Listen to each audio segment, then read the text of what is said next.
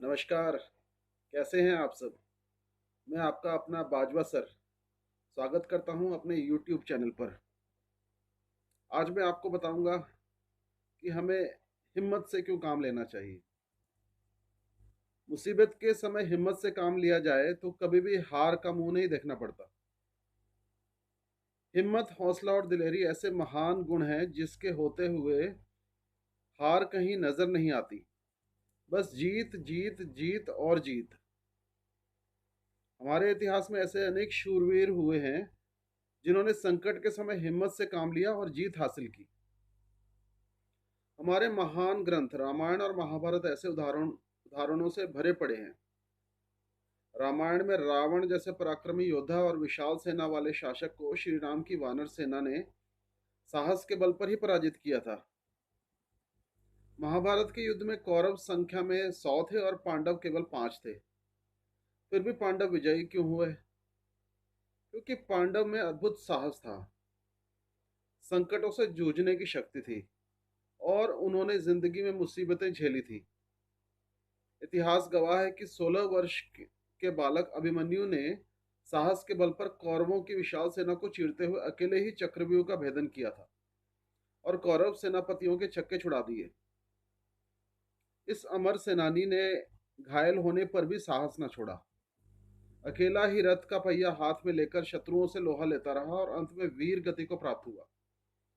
13 वर्ष की अबोध अवस्था में अकबर ने अपने शत्रुओं को साहस के बल पर ही धूल चटा दी और बाद में एक विशाल साम्राज्य की स्थापना की।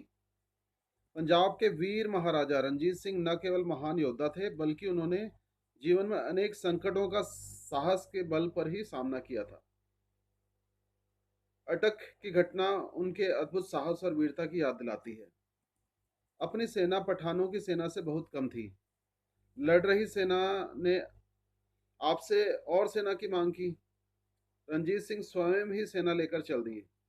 मार्ग में अटक नदी तेज बह रही थी। शत्रुओं ने पुल तोड़ दिया था। नदी पार करने का कोई रास्ता नहीं था। सैनिक रुक गए। रणजीत सिंह ने आज्ञा दी, सेना को दूसरी ओर पहुंचाने का शीघ्र प्रबंध किया जाए। सरदारों ने कहा, महाराज, यह अटक नदी है, इसका पानी बड़े वेग से बह रहा है, पुल टूट चुका है, आगे जाने का कोई रास्ता नहीं है। यह सुनते ही आपका साहस जाग उठा और आप बोले, यह अटक उनके लिए अटक है जिनके मन में अटक हो। रणजीत सिंह के लिए अटक अटक नहीं बन सकता। यह कहकर उन्होंने अपने घोड़े को एड़ी लगाई। घोड़ा नदी में कूद पड़ा और देखते ही देखते दूसरे तट पर पहुंच गए। यह देखकर सभी सैनिकों में साहस जाग उठा। वे भी अपने महाराज के पीछे पीछे कूद पड़े। सारी सेना नदी पार कर गई। इस प्रकार समय पर पहुंचकर अपने शत्रुओं के दांत खट्टे कर दिए। देखो बच्चों, हिम्मत के बल पर बड़े से बड़े संकट का भी सामना किया जा सकता है। आवश्यकता है केवल सूझबूझ और दृढ़ इरादे की। जीवन में तुम हारोगे भी और जीतोगे भी। तुम्हें हार को जीत समझकर चलना चाहिए।